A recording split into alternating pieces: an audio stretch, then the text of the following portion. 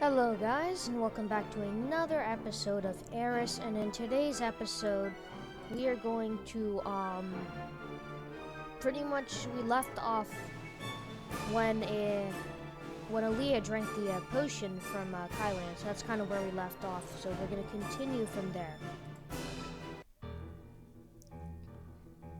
This is where it got interesting. So we left off here. It's when the who knows what person tries to tell all the townsfolk that creatures are coming.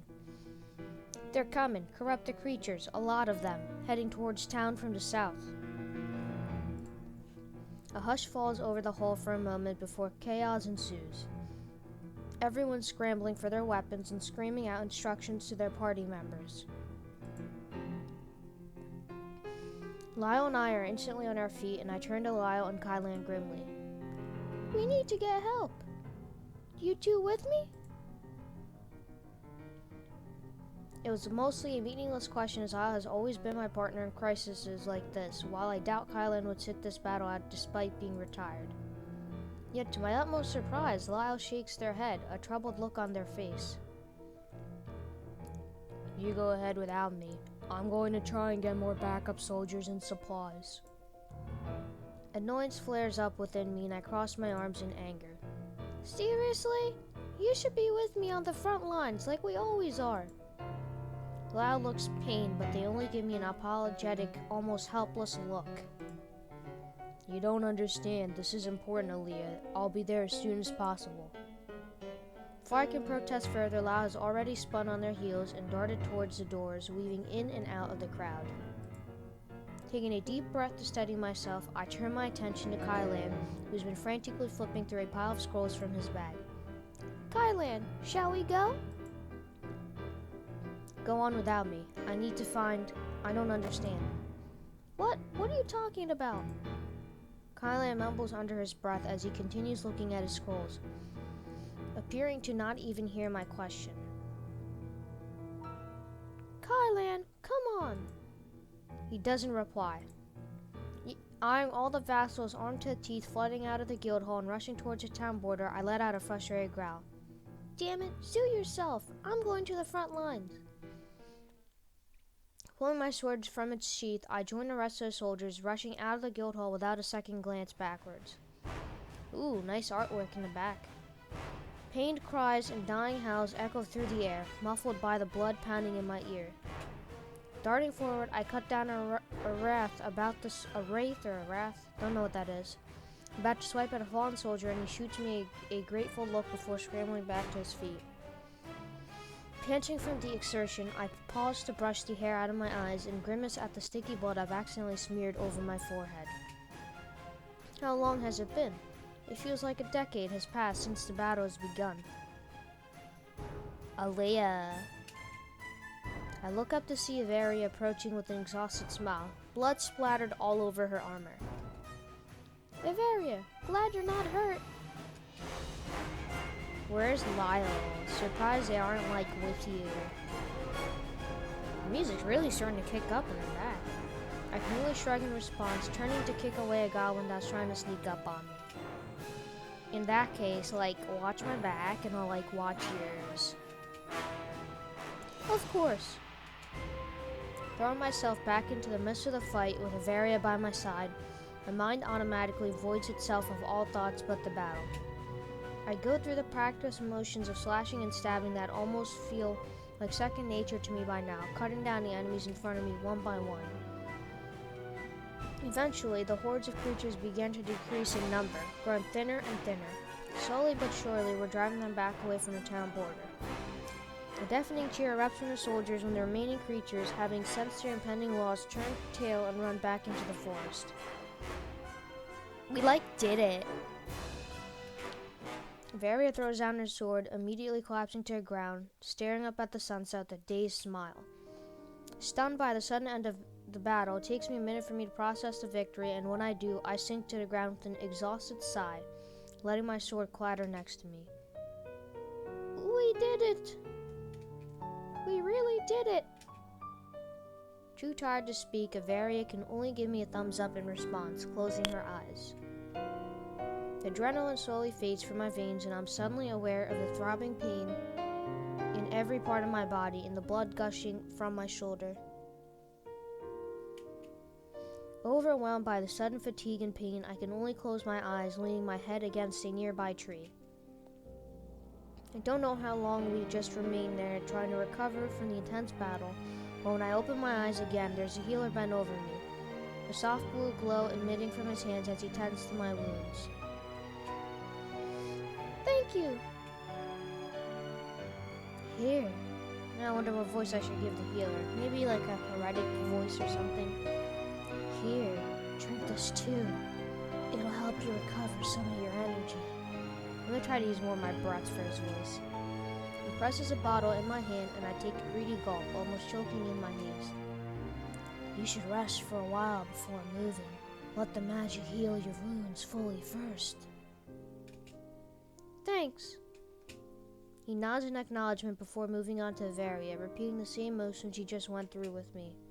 As some of my energy returns to me, the fog begins to lift from my mind. This potion is pretty effective. I should tell Lyle to look into making some of these, or maybe Kylan. He likes Lyle and Kylan. Did they make it to the battle? Are they hurt? Good thinking. What happened to them? We haven't even seen them since after the battle. Leaning my weight against my sword, I struggled to my feet and stumbled towards the rest of the camp. Maybe I should go look for them. Right then, Avaria lets out a pain cry followed by a long torrent of furious words reprimanding the healer. My head jerks to Avaria, concerned about her. Okay, we have a good decision, or a hard decision to make, Good. The question is, Kylan and Lyle are missing while Avaria is injured. What should I do now? Who should I check on first? Well, although Avaria is injured, it's always a good thing to reassure your friends by checking on them, but the healer has her covered for now, so she should be fine. Because Avaria is within our sight, while Kylan and Lyle aren't, so we should be worried about them. Even though they are strong men and can handle themselves, we still don't know where they are, so we should definitely be worried about them. Now, who to look for first? Kylan was a lot of help, but in this case, because Lyle is Aliya's best friend, it would make more sense to check on Lyle first. Oh, so we actually have three options. We could look for Kylan, check on Avaria, or look for Lyle first. If that's the case, if we have to choose between what to do first, I guess we could check on Avaria. I think she's a strong girl, though. She looks pretty strong and tough. Let's go look for Lyle. Kylan probably didn't come at all. His earlier frenzied searching through his scrolls, merely a guise to provide a convenient excuse for him to avoid this battle. Varys should be in good hands with so many healers around to tend to the injured. Okay, so far so good. It seems like we've chosen the best choice. Not necessarily the right one, but the best. Lyle, on the other hand, I sweep my gaze around the area, but there's no sign of Lyle at all. Lyle would definitely be on the front lines if they were part of the fight. Where could they be? Lyle would be fine, won't they? They are a powerful mage. I know they can more than take care of themselves. I see why they keep on saying there, even though Lyle's a person. Lyle is his name, but it's also like a title, so that's probably why they keep on saying there. So it's starting to make more sense. I can't believe I didn't notice that up until now. I'm sure Lyle will be fine without me by their side watching their back, right?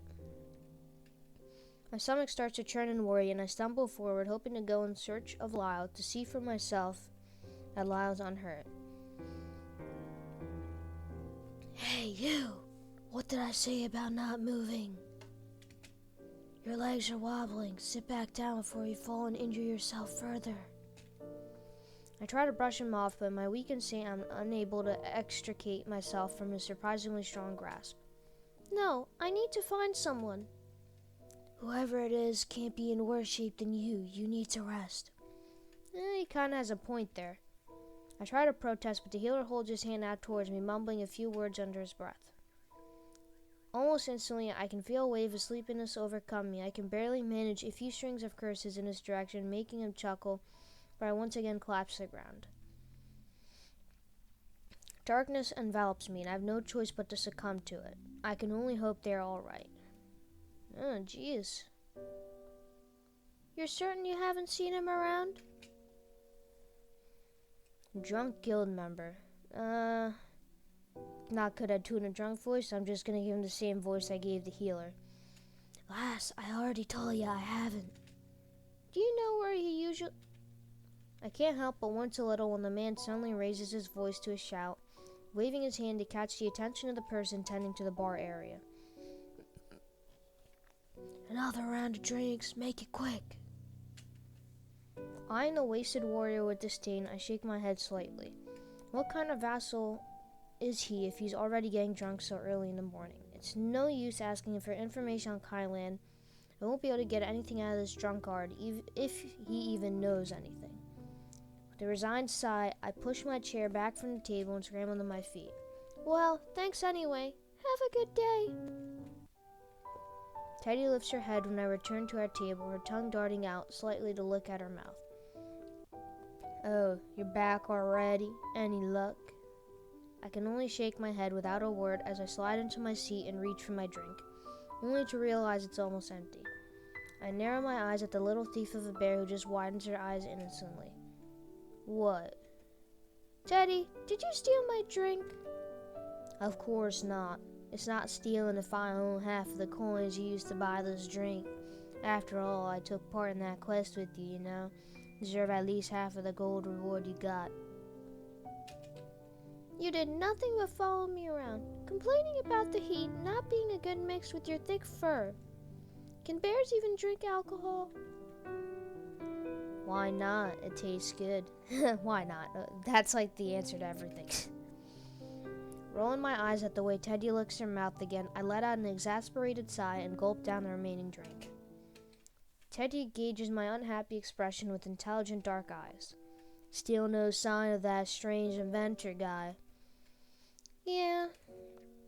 It's been over a week already. I really hope Kylan is alright.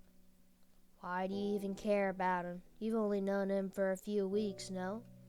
Yes, I haven't known him long, but we're friends, Teddy. He's put in a lot of effort to help me, and... Feeling slightly embarrassed to admit it, I give a small shrug. I see some of myself in him. He's nice to be around. Teddy gives me a sly look, but doesn't comment when I slide her a warning glare. Instead, she yawns lazily, resting her head on the table. Well, I'm sure he's fine.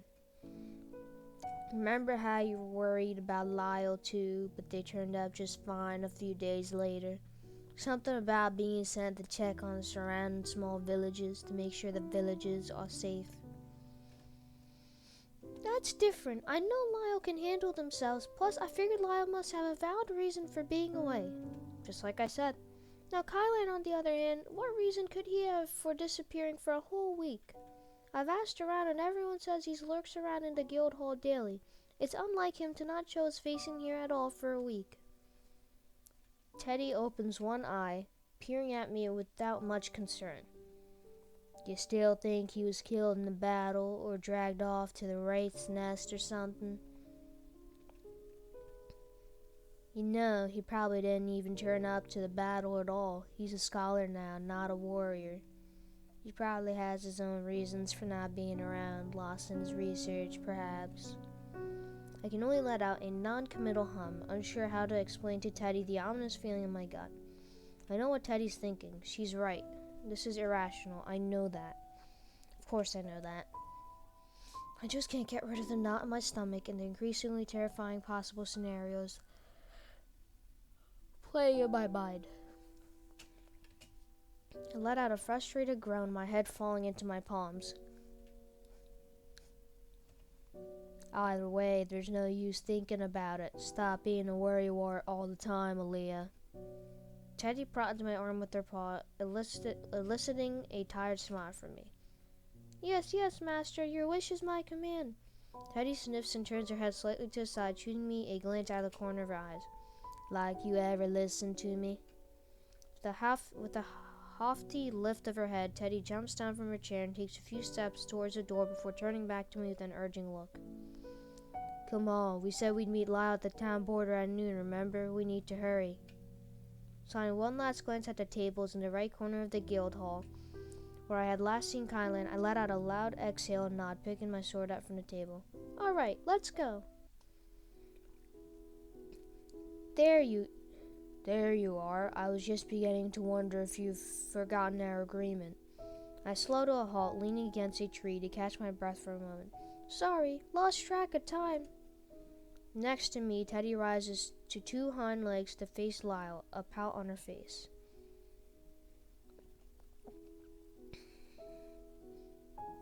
She was asking around the guild hall about Kylan again. Would have forgotten about the quest if it weren't for me.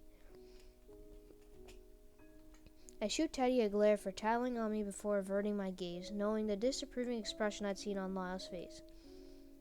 Aliya, you've still been looking for him? I crossed my arms in front of my chest, feeling strangely defensive. Yes, he's my friend. He's done nothing but help me as much as he can. Has he really? The unfamiliar, sardonic tone of Lyle's voice makes my gaze dart to them, but Lyle quickly looks away. What's that supposed to mean? Lyle opens their mouth, looking like they wanted to say something, but stopped themselves at the last moment. Nothing. Lyle, are you keeping something from me again? A pinch appears in between Lyle's eyebrows, and they avoid my eyes, pressing their lips tightly together. No, I don't want to argue with you about this. Just be careful of him. Alright, what does Lyle have against Kylan? How should I respond to their warnings? So that's the question, and we have three choices. We could either choose, maybe you should give Kylan a chance. I'm just doing the right thing and looking out for a friend. Why don't you like Kylan? You know, I don't think Kylan is as bad as he seems. And to be honest, I don't know what Lyle has against Kylan. He seems to be a fine fellow. I don't think he's hiding anything. I've really changed my mind about him. So I'm gonna ask him why. Well, then again, there's no point in arguing with him. And there's no point in saying I'm just doing the right thing and looking out for a friend, because I don't know. This is actually another tough question.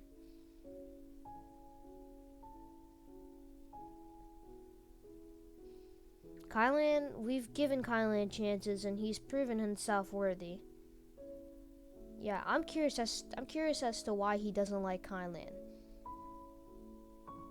Or we could say I'm just doing the right thing and looking out for a friend. Yeah, why don't you like Kylan? Don't try to deny it. I know you, and I've seen the way you treat him and heard the remarks you make about him. What do you know about Kylan that I don't? Once again, the strange look crosses Lyle's face, one that I recognize as Lyle itching to say something they aren't supposed to. Nothing. You wouldn't believe me no matter what I say anyway, so please don't ask. I don't want to argue with you. You'll see soon enough anyway. Frowning at their cryptic words, I open my mouth to urge for an explanation, but Lyle's closed-off expression makes me hesitate.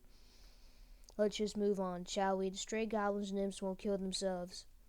I continue staring at Lyle, who is still decidedly avoiding my gaze. For a second, I almost feel wary of them, of how different Lyle has been lately, of the way that they can't seem to meet me in the eyes or give me a straight answer to any of my questions, but I push the doubts away. No, this is Lyle. I've known them for years. I trust them with my life. Whatever Lyle is keeping from me, I'm sure they're doing it for a good reason. They'll tell me in time. Fine, you can lead the way. Giving me a faint smile, Lyle turns and begins walking towards the forest. I hesitate again, sliding a glance at Teddy, who has been suspiciously quiet this entire time and just watching our exchange in silence. She gives me a small nod, which I take as encouragement to follow Lyle, and with a sigh, I do. Alrighty, guys, I think I'm going to leave this episode here. So a lot was explained, and now we're heading off into the woods to fight some imps and goblins. So I think I'm going to leave this as part of the next episode. So until next time, I hope you guys enjoyed my video. If you liked it, give it a thumbs up. Don't forget to subscribe to my channel and hit the bell to be notified of uploads on my channel in the future. And I'll see you in the next video. This is Sanish Plays, signing off.